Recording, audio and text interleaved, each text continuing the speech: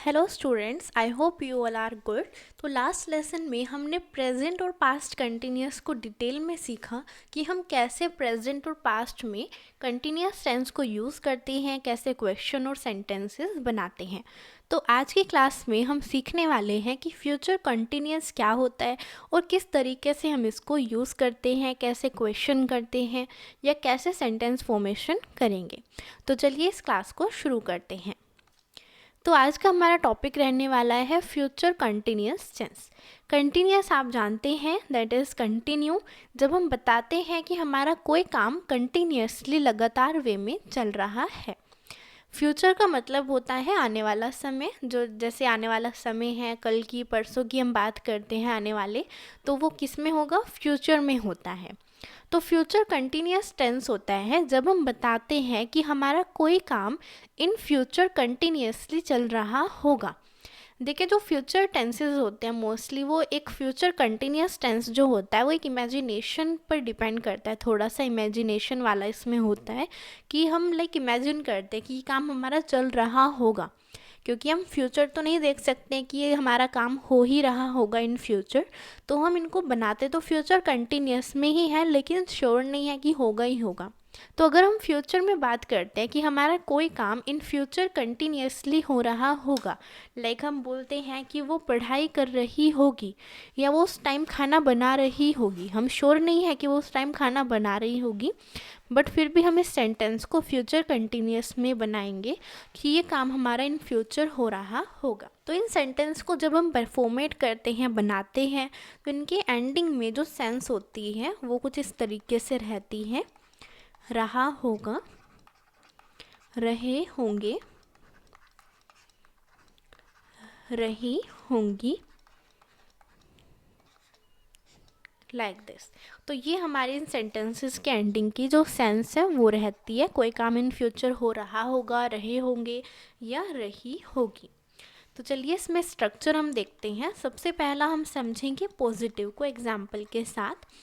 तो positive sentence या affirmative भी जिसको हम कहते हैं, वो सेंटेंस होते हैं जब हम सकारात्मक तरीके से कहते हैं कि हमारा कोई काम इन फ्यूचर चल रहा होगा। कोई क्वेश्चन नहीं है, नॉट नहीं है, सिंपल पॉजिटिव है। तो इनको बनाने के लिए हम सबसे शुरू में यूज़ करेंगे सब्जेक्ट, देन आती है हेल्पिंग वर्ब। तो फ्यूचर कंटिन्यूस में जो हेल्पिंग वर्ब रहेगी वो होगी विल बी, साथ में वर्ब की आईएनजी फॉर्म एंड ऑब्जेक्ट। तो ये इसका सेंटेंस स्ट्रक्चर रहेगा। तो इसमें एग्जाम्पल्स समझते हैं। Like if we say I will be reading at this time tomorrow, कल मैं इस समय पढ़ाई कर रहा हूँगा। I will be reading this time tomorrow. ये हम कह सकते हैं Ramesh will be going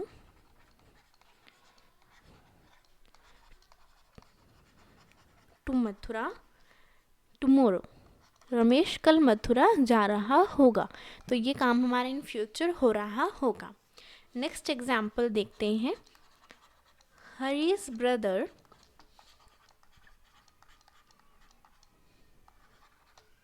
will be playing there. Hari का भाई वहाँ पर खेल रहा होगा। Hari's brother will be playing there. There means वहाँ। या हम कह सकते हैं मुकेश विल बी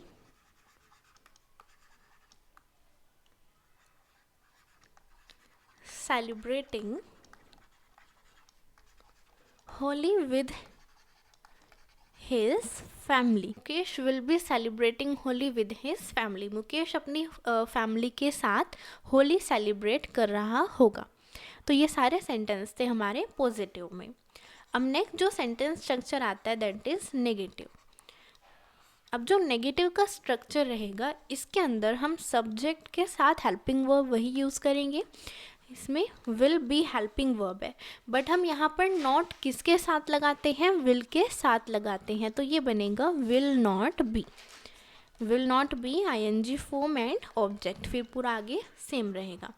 बस आपको इसमें यही ध्यान रखना है कि विल बी नॉट मत कर देना, विल नॉट बी होगा।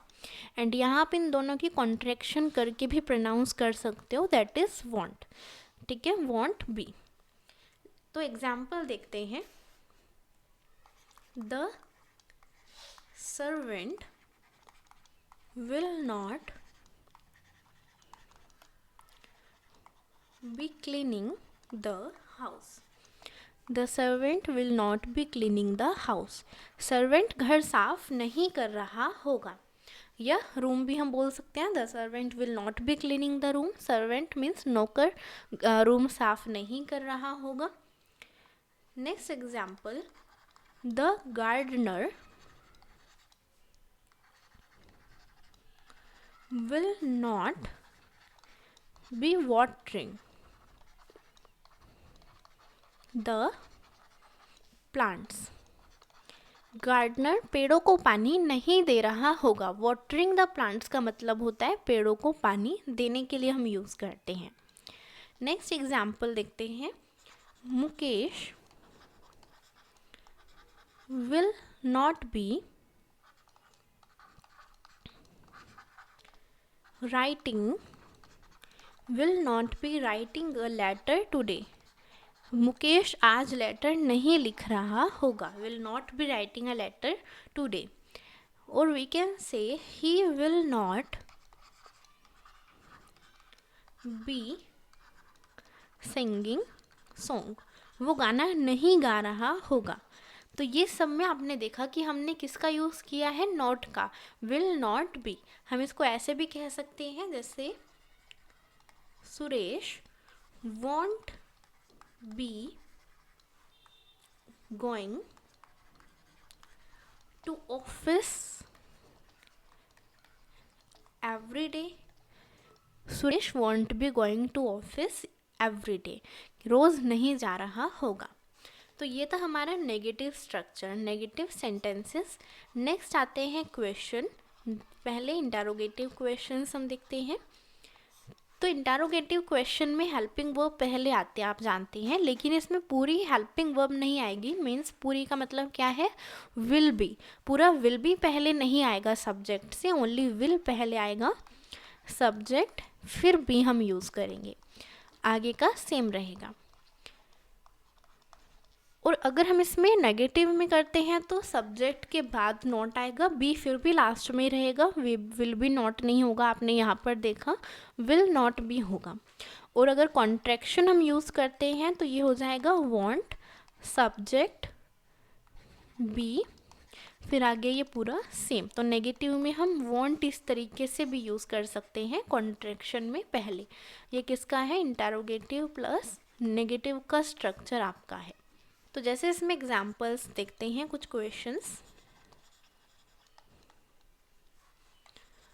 विल द फिश बी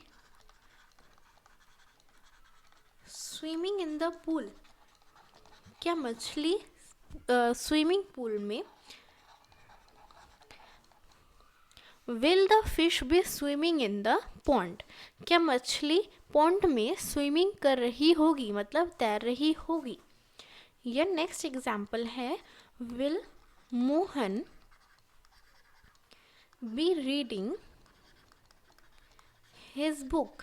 क्या मोहन अपनी बुक पढ़ रहा होगा। हिज बुक है तो अपनी बुक। नेक्स्ट है, will Hari be wasting his time. क्या हरी अपना टाइम वेस्ट कर रहा होगा। Will Hari be wasting his time. या हम कह सकते हैं won't Mohan be cleaning the house. क्या मोहन घर साफ नहीं कर रहा होगा। Won't Mohan be cleaning the house. क्या नहीं कर रहा होगा, क्योंकि यहाँ पर क्या है, विल नॉट की कॉन्ट्रैक्शन फॉर्म है। ये किस में है, इंटरोगेटिव प्लस नेगेटिव में है। तो ये आपने यहाँ पर देखे सभी interrogative questions. Next last structure आता है WH क्वेश्चन। अब WH क्वेश्चंस आप जानते हैं जिनके आंसर डिटेल में होते हैं, तो इनको बनाने के लिए हम सबसे पहले यूज़ करेंगे WH word, then helping verb will only, will ही आएगा, सब्जेक्ट के बाद बी, देन वर्ब की ING फॉर्म एंड ऑब्जेक्ट।